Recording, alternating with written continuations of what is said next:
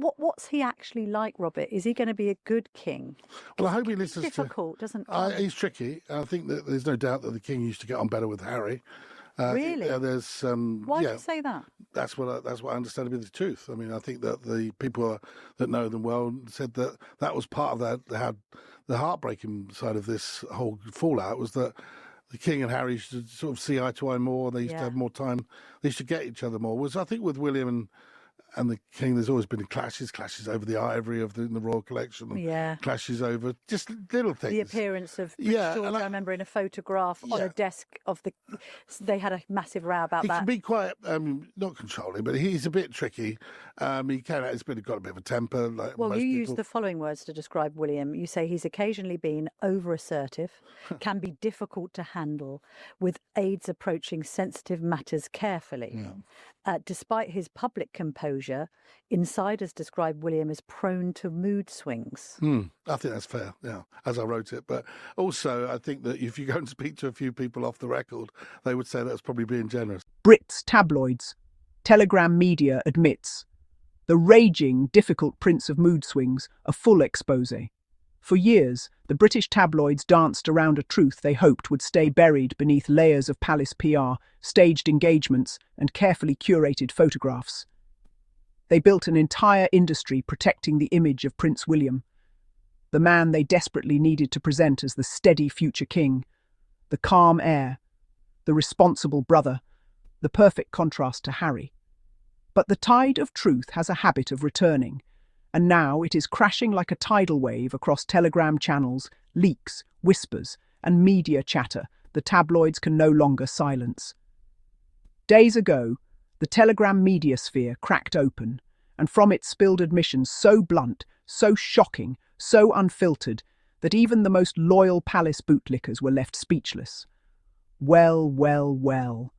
The truth they tried to bury is finally stomping its way out. William, the future king they've sold to the world as calm and composed, is being openly described, by his own media defenders, as violent, volatile, moody, explosive, and extremely difficult as a person.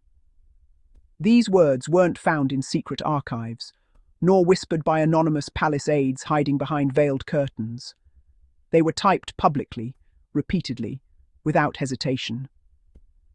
Telegram pages, press insiders, and tabloid-linked commentators admitted that William's put-on composure during royal engagements is exactly that, a performance, a facade, a royal illusion crafted to hide a temper capable of shaking palace walls. What's more devastating for the palace is that these descriptions came not from Republicans, not from anti-monarchists, not from critics of the royal institution, but from the very people who have spent years polishing William's image with the eagerness of a court servant buffing a tarnished crown. When your own loyalists start describing you off record as the generous way to describe William, you know the mask has not only slipped, it has shattered into 1,000 pieces. The conversation began when a cluster of telegram channels connected to UK tabloid insiders began discussing the growing frustration within Kensington Palace. But frustration quickly morphed into confession, and confession into full-blown exposure. They admitted that the carefully staged calmness William displays before cameras is not real. They confessed that don't believe the put-on composure during royal engagements isn't gossip, it's a warning. They revealed that behind closed doors, William has violent outbursts, intense mood swings, and a personality that even his closest aides dread navigating. The man hailed as the steady heir was being described as a human storm, a perpetual thundercloud waiting to erupt. One insider went as far as saying, off the record, this is the generous way of describing William. Let that sink in.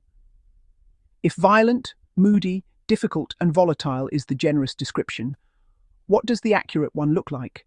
A hurricane, a tornado, a volcanic eruption disguised in a Savile Row suit? Telegram media didn't stop there.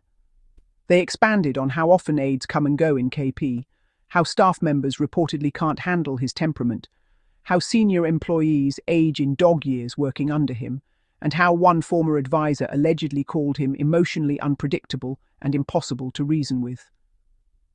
And the British public, who were spoon-fed the propaganda that William is the calm one while Harry is the emotional one, suddenly found themselves comparing the two brothers with a new lens. The prince they painted as the stable future monarch was now being revealed as the raging, difficult prince of mood swings. Imagine the irony. The tabloids spent years calling Harry unstable, emotional, volatile. They wrote editorials painting him as irrational. They mocked him for therapy. They crucified him for speaking about his mental health. Yet all along, William, the man they held up as the epitome of stability, was the one losing control behind palace walls, while Harry was quietly healing, growing, and building a peaceful life with Meghan. The projection is loud. The hypocrisy is deafening. And now their own media ecosystem is exposing the truth they fought to suppress. The Telegram exposé goes deeper, detailing how palace PR has struggled for years to hide William's temper, smudging out stories, silencing former staff, discouraging journalists from reporting incidents, and pressuring insiders to maintain the illusion of a well-tempered future king. But like every faulty structure built on silenced truth, the walls eventually crumble. And crumble they did. One commentator described being shocked at how even William's biggest sycophants could not defend his character without stumbling. Even the ones paid to praise him could not find convincing adjectives that made him sound humane, warm, or approachable. They resorted to hollow phrases like duty-filled, traditional, serious, and reserved, the type of vague descriptors used when someone has no actual personality traits worth praising.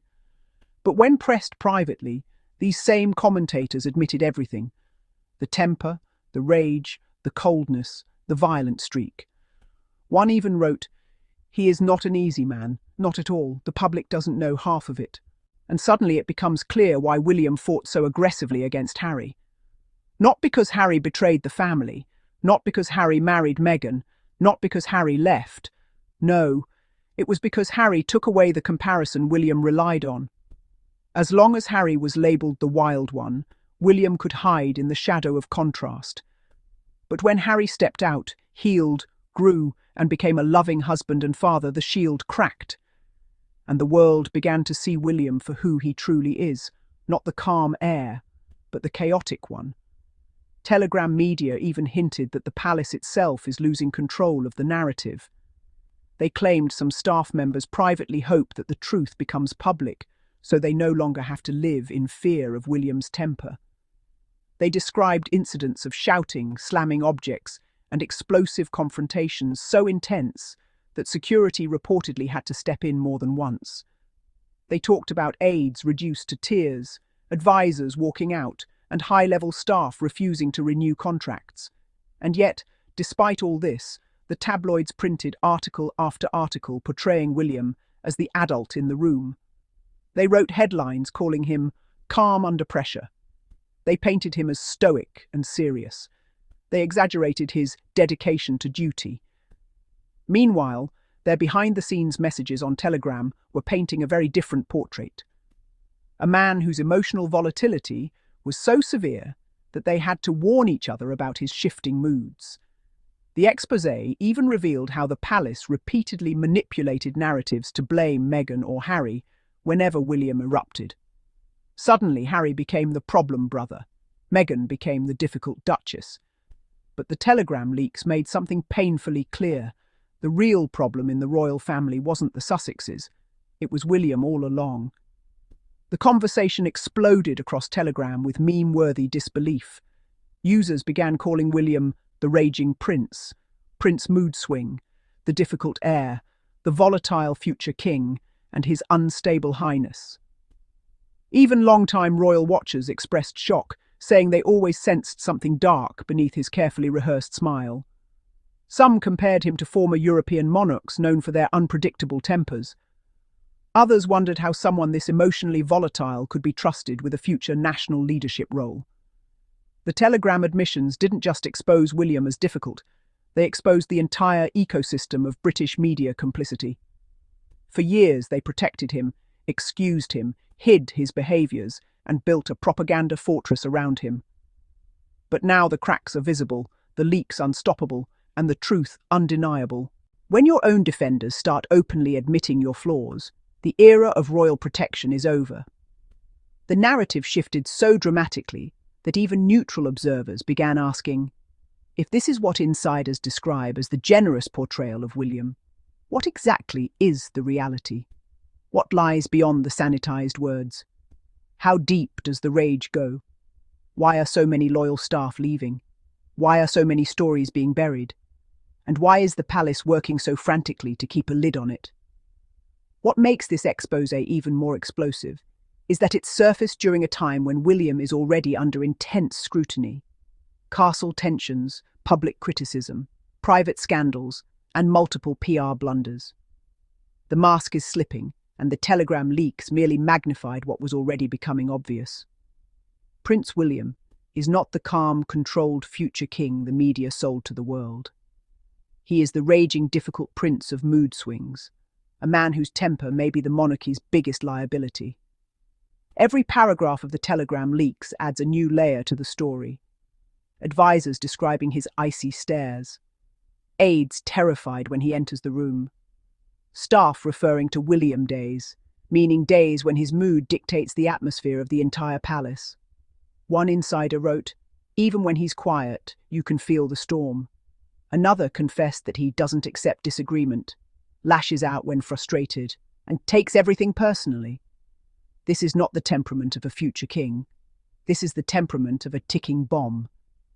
And the most fascinating part, the British public is beginning to notice. The comments on Telegram show ordinary citizens expressing disbelief, disappointment, and even fear. They are questioning whether this is the man they want leading their country. They're revisiting old interviews, rewatching royal footage, and suddenly seeing the cracks they missed before. The clenched jaw, the stiff posture, the forced smile, the simmering irritation each time a question catches him off guard. What started as a quiet telegram conversation has evolved into a full-scale narrative collapse. The palace tried to contain it, but you cannot tape shut a truth this explosive. And now the world is watching as William's carefully crafted facade crumbles in real time.